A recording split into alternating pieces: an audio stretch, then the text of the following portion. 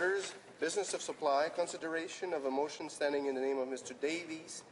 Canada-China Foreign Investment Promotion and Protection Agreement. Mr. Davies, Vancouver Kingsway, seconded by Ms. Liu, moves that, in the opinion of this House, the government should inform the government of the People's Republic of China that it will not ratify the Canada-China Foreign Investment Promotion and Protection Agreement. Debate. The Honourable Member for Vancouver Kingsway. Thank you, Mr. Speaker. I rise today to move a motion on behalf of the official opposition New Democrats to direct the Government of Canada to inform the Government of the People's Republic of China that it will not ratify the Canada-China Foreign Investment Promotion and Protection Agreement. In doing so, I rise proudly in the knowledge that we are discharging a profound responsibility to this chamber, to Canadians, and to our country. Mr. Speaker, this FIPPA is critically flawed in a number of ways and, if allowed to proceed in its present form, will do serious damage to Canada. In fact, in view of the very serious concerns raised about this deal by international trade experts and others, it would be absolutely reckless for this government to proceed to ratify this treaty. Indeed, I believe that many members of the government side are aware of the dangers this deal presents to Canadian interests and are troubled by the agreement's violation of core Canadian values. I say this because even though this government has been in a position to implement this treaty for over 5 months now, it has declined to do so. While there may be several reasons for this delay, I believe that one of them is the distinct awareness that this deal is bad for Canada, fails our businesses, threatens our economic interests, violates our democratic processes, and puts our taxpayers at risk. Before proceeding to outline these flaws and shortcomings in detail, I want to set forth some general principles that the New Democrats hold when it comes to this issue. New Democrats believe in the importance of engaging with diverse economies and emerging markets.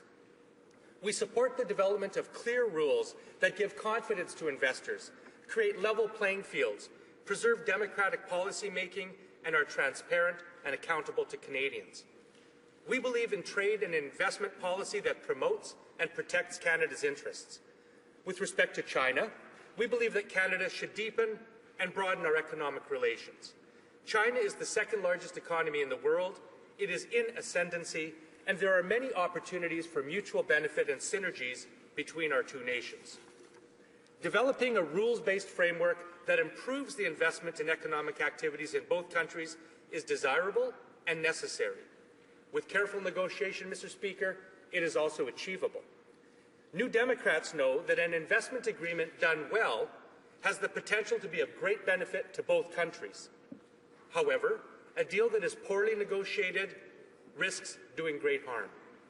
Because the Conservatives have taken an extreme ideological approach to negotiating and ratifying trade and investment agreements, they have concluded a carelessly and poorly negotiated deal. Put bluntly, this FIPPA will do harm to Canada's economic interests. Mr. Speaker, Canadians deserve better. Hear, hear. Let me start then with a summary of the problems with this FIPPA. It ties the hands of Canadian governments at all levels, municipal, provincial, federal, and First Nations, and restricts them from taking legislative measures in the public interest.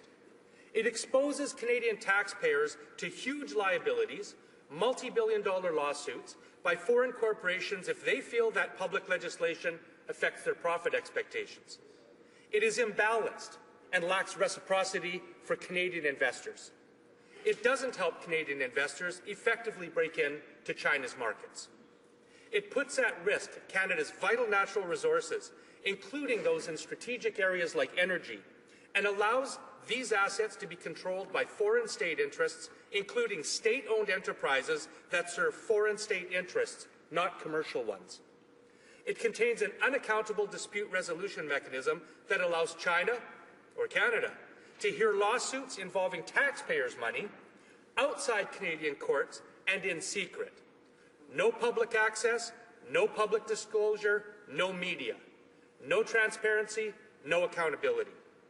It subordinates our environment to corporate interests and puts legislative efforts to protect our land, air and water at risk of being struck down by corporate lawsuits.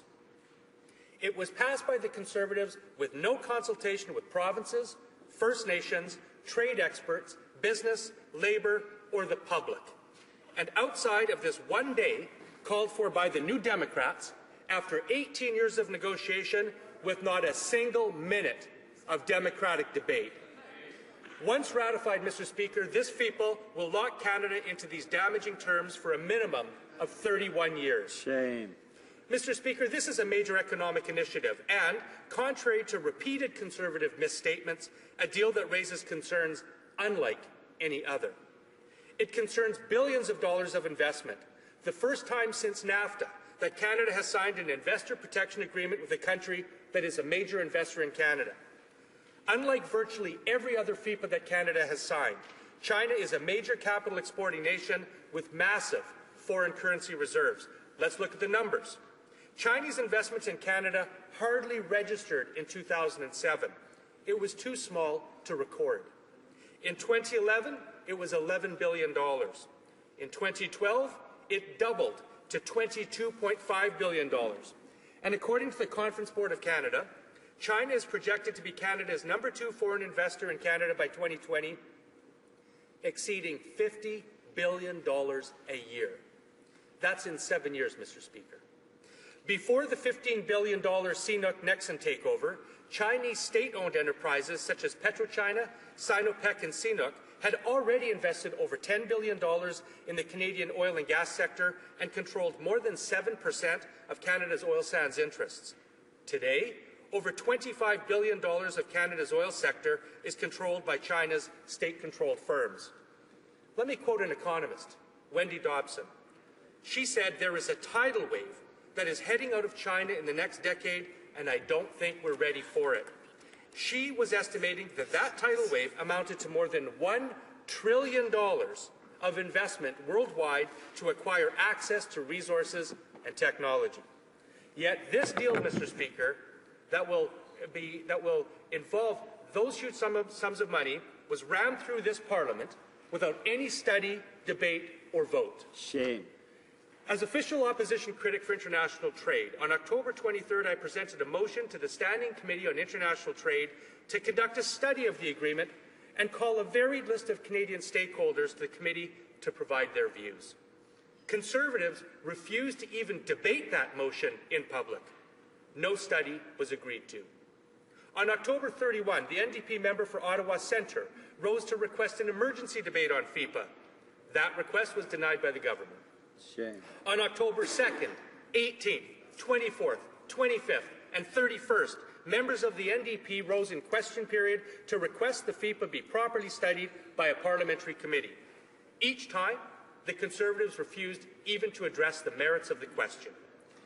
Through Lead Now, some 80,000 Canadians have sent messages to this government voicing their concerns about this FIPPA and requesting a proper study and prudence.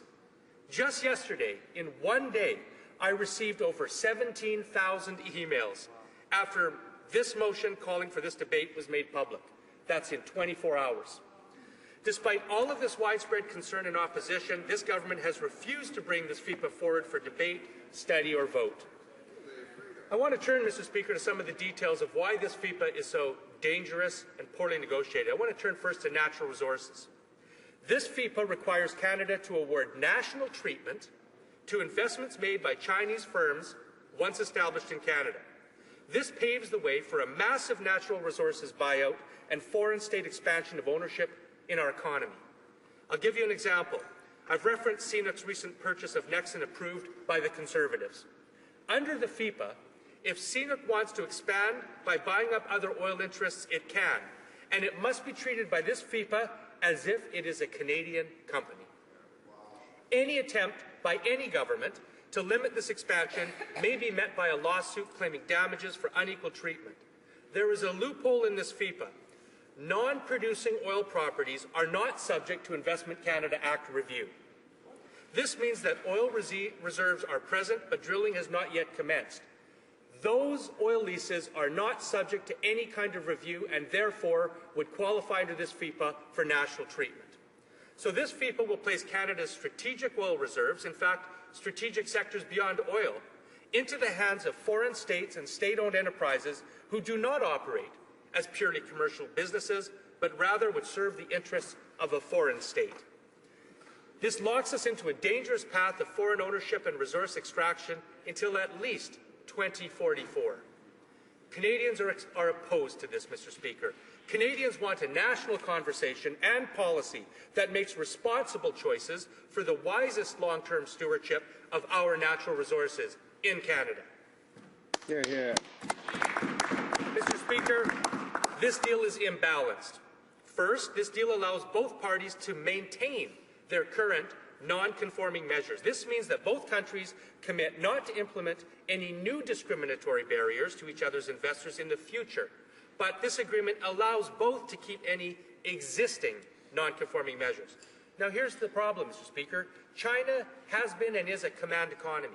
It has many non-conforming measures. These include requiring foreign investors in China to partner with local Chinese enterprises, to use local suppliers, and to source local goods and services. Anyone who has done business in China is well aware of these requirements. But Canada, who has been on a trade liberalization trajectory for the last 30 years, has largely eliminated such requirements. The result? Canadian investors are at a major disadvantage. This deal fails to secure reciprocal and equal access to China for Canadian investors. When I asked DFAID officials at committee for a list of China's non-conforming measures, first they said they didn't have them, then they said they were on the website, and then they said they weren't sure.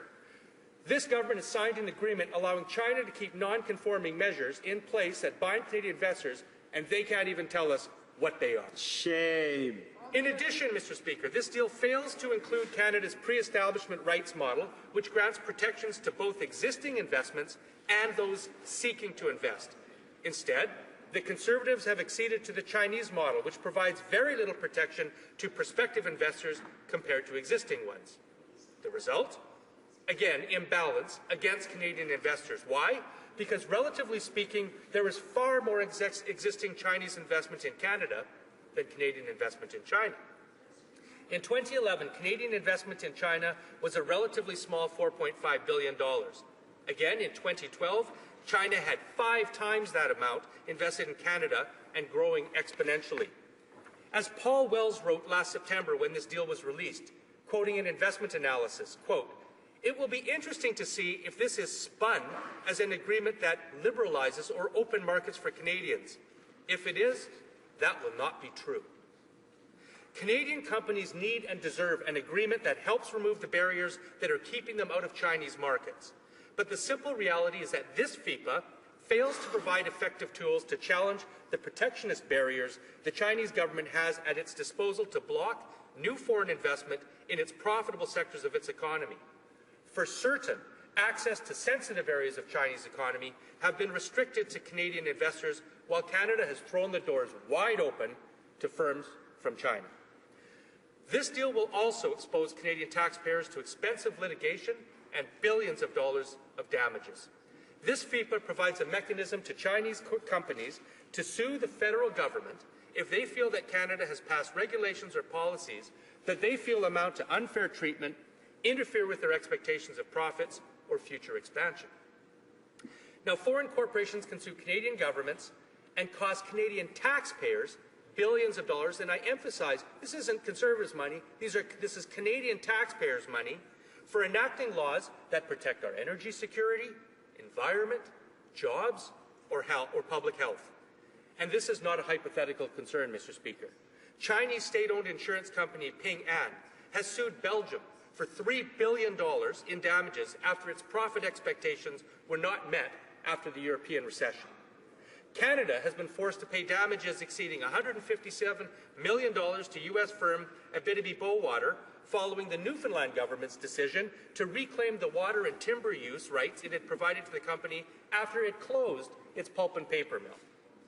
And an investor state tribunal has now ruled against the government of Canada in another case because the Newfoundland government tried to get foreign oil companies to invest a certain amount in local research and development to create good jobs in that province. The amount of damages that have to be paid have not yet been released. Other lawsuits have been filed challenging Quebec's decision to place a moratorium on fracking, Ontario's offshore wind power policy, and the Canadian court's invalidation of a drug patent. In short, Mr. Speaker, this FIPA provides protectionist policies for foreign corporate profits and not the well-being of Canadians, our economy, or our environment. As the South African government put it, investor-state dispute settlement opens the door to narrow commercial interests on matters of vital national importance and is a direct challenge to constitutional and democratic policy making. But let's hear it from the horse's mouth. Here is what one of the international arbitrators himself had to say about the exact type of clause that is contained in this FIPA. Quote, "When I wake up at night and think about arbitration, it never ceases to amaze me that sovereign states have agreed to investment arbitration at all. 3 private individuals are entrusted with the power to review, without any restriction or appeal procedure, all actions of the government, all decisions of the courts, and all laws and regulations emanating from Parliament." End quote. That's Juan Fernandez Armesto, an arbitrator from Spain. Mr. Speaker, Canadians do not agree with this. I might also point out that all 50 U.S. states, every one of them, have passed resolutions opposing the application of investor-state dispute resolution mechanisms in their jurisdictions, and they did it last year again. But let's look at the investor-state dispute mechanism in this particular FIPA. This deal changes Canada's long-standing policy to ensure public access, public disclosure, and transparency in arbitrations. For the first time in Canadian history, Mr. Speaker, these Conservatives have agreed to a dispute resolution procedure that violates the Canadian tradition of open courts. Again, at the whim of 3 arbitrators who have no responsibility or accountability whatsoever to Canadians. Now, I thought Conservatives didn't like unelected judges overturning democratic decisions by elected officials. But in this case, they can't help but trample to the door and give over sovereignty to 3 unappointed, unaccountable world legal arbitrators to overrule decisions made in this Parliament. Shame. That's undemocratic and Shame on them. of conservative Shame on them principles. all. Now, these panels lack the standards and safeguards that apply to judges in Canadian courts. There is no security of tenure for arbitrators, raising concerns about their ability to be impartial. There is no prohibition on arbitrators being paid for non-judicial activities, giving rise to apprehensions of bias and conflicts of interest. Worst of all, these hearings can be conducted in secret and documents can be hidden from the public. Now, I've heard a lot of dissembling from this government, so I'm going to read for Canadians exactly what this FIPA says in Article 28. Where a disputing contracting party, that's the sued state, determines that it is in the public interest to do so, all documents submitted to or issued by the tribunal shall be publicly available. Here's the next clause. Where a disputing contracting party, that's the state being sued, determines that it is in the public interest to do so, hearings held under this part shall be open to the public. Mr. Speaker, if China determines that it's not in the public interest to do so at their sole discretion, hearings are not open to the public and documents need not be disclosed. Now, what a violation of Canada's tradition of open courts where Canadians can see justice done when their money is on the line. Now, Canadians can decide for themselves when Conservatives stand up and say, oh, no, these hearings, they'll be held in public. You read it right there in black and white, Mr. Speaker. Interestingly, Canada has made 16 claims through NAFTA's system, these ISDS mechanisms, mostly against the U.S., and we've never won a single case. Neither the U.S. or China, on the other hand, have ever lost an arbitration brought against them by another country. Now, I want to talk about the environment a little bit. I want to read the section of this FIPA as well. You would think that when Canada negotiates a deal on corporate interests, that they would make sure that nothing in that agreement will inhibit the ability of Canadian governments to protect the environment. Let me tell you what the clause says. I'll quote, "Provided that such measures are not applied in an arbitrary or unjustifiable manner, or do not constitute a disguised restriction on international trade or investment, nothing in this agreement shall be construed to prevent a contracting party from adopting or maintaining measures, including environmental measures, necessary to ensure compliance with laws and regulations that are not inconsistent with the provisions of this agreement." Now, what does that mean? Why don't they just say, nothing in this agreement will prevent any Canadian government from taking any measure to protect the environment, period? That's what they could have said. The Conservatives did not. This government failed to consult, Mr. Speaker. Wise governments consult. especially when important issues involve Canada's economy, resources, and policy-making freedom are at stake, especially when we're talking about profoundly large deals that will bind Canada's interests for the next 3 decades. Canadians want us to be prudent, to be cautious, to be informed and intelligent. Yet after 18 years of negotiation, the Conservatives announced this FIPPA as a fait accompli, take or leave it, without conducting a minute of consultation. Predictably, the Conservatives have been taken to court by a First Nations lawsuit that was filed on January 18th because of this lack of consultation. Mr. Speaker, in conclusion, no rational government who cares about Canada's economic interests, democratic policy making and citizen interests could possibly stand beside such a flawed agreement. No prudent government who is sincerely concerned about Canada's future generations, resource security and environment could possibly defend this FIPPA in its current form. And no responsible government can defend an agreement that has taken 18 years to negotiate, will bind Canada for 31 years, affect billions of dollars of investment without proper study and input from Canadians. Canadians want and deserve a well-negotiated agreement with our trading partners, including China. Let us take the time to ensure we secure such an agreement. Mr. Speaker, I urge all members of this House to support this prudent, thoughtful, and wise motion. Thank you. Yeah.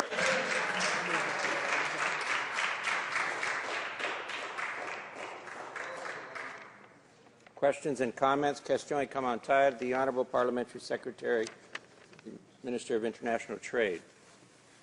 Thank you, Mr. Speaker, and I'll try to be fairly brief in my question. This is, I listened closely to the honourable member's speech, and it's not just anti-investment; it's basically anti-trade.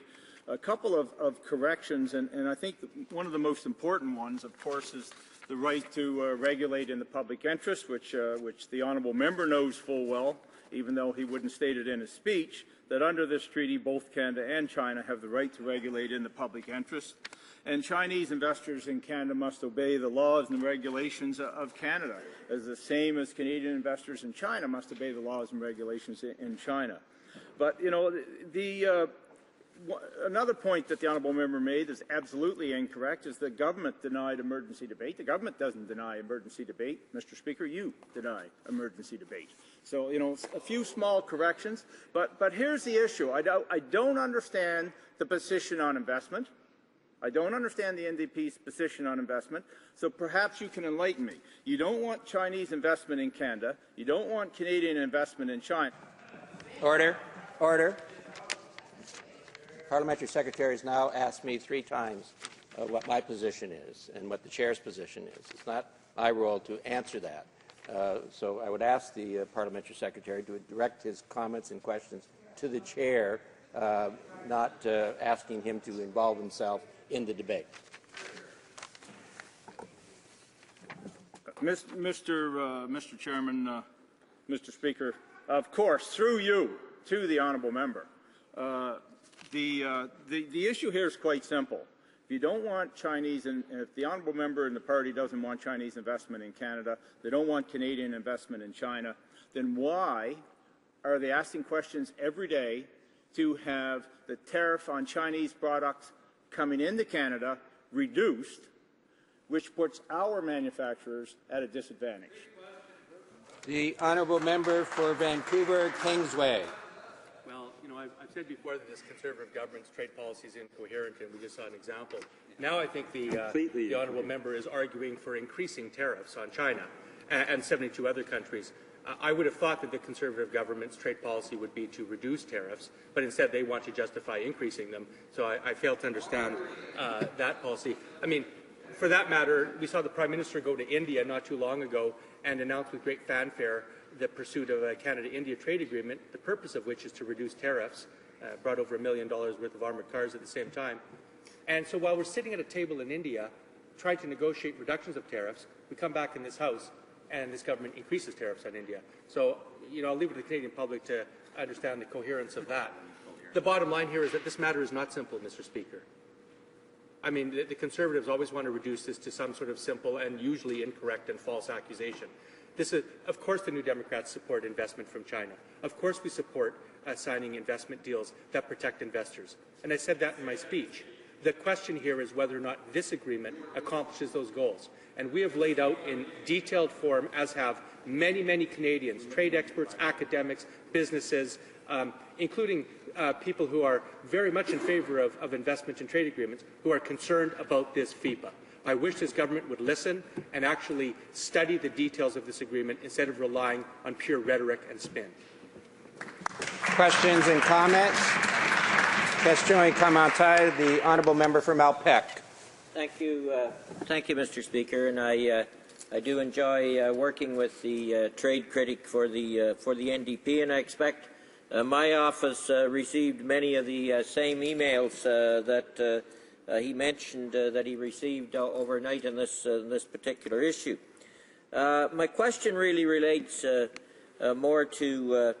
I disagree with the NDP motion, by the way, Mr. Speaker, to just throw this out, because I do think we need rules around investment, serious rules. But I understand why the motion was put, because, as the member said, there was a request for an emergency debate, and it was denied by the Speaker. It wasn't seen as an emergency, and there were several attempts by myself, by the NDP, to have the committee look at this issue, but of course the Conservative members on the committee won't even allow that debate to happen in public, but the motions were lost. And so my question really to the member relates to the box that I think all parliamentarians are in. This motion is to reject the agreement, when I think the member would probably agree that if we had transparency around the discussion and hearings across the country, and maybe with other countries around the world, to put in place the safeguards to make this investment treaty work for Canadians, then maybe we could come up with a better treaty. So my question to the member is along those lines. Why can't we get that kind of transparent and open debate? And wouldn't that be a better procedure to go, so we have investment protection for Canadian investors and improve our economic relationship? The honourable member for Vancouver Kingsway. Thank you, Mr. Speaker. Well, I very much enjoy working with the honourable member from Malpeque as well on the Trade Committee. I must say I'm disappointed in hearing that the Liberal Party will not support our motion, though, because all this motion says is that the Government of Canada should inform the Government of China that it will not ratify the FIPA. That's all it's saying. In its present form, this FIPA is seriously flawed. There's nothing in this motion that says that we wouldn't seek to amend it or improve this agreement to put it in a form that actually would be acceptable to Canadians. Now, I want to just turn for a moment and talk about the Conservatives' refusal to debate this. They often boast about the fact that, unlike the Liberals before them, they put trade agreements before this House for debate. But they don't do that with investment agreements. And I don't understand the difference. When Canada signs a treaty that covers trade in goods and services, and that's considered appropriate to put before this House for scrutiny, but they'll sign a treaty that covers investment, and they don't consider that to be worthy of the same treatment. I don't understand that. And if the Conservatives believe that this deal that they've signed is justified, why don't they bring this forward and make those arguments in front of the Canadian people? Parliamentarians have a prime responsibility. That's to come here and debate legislation, give it a thorough scrutiny before it's passed.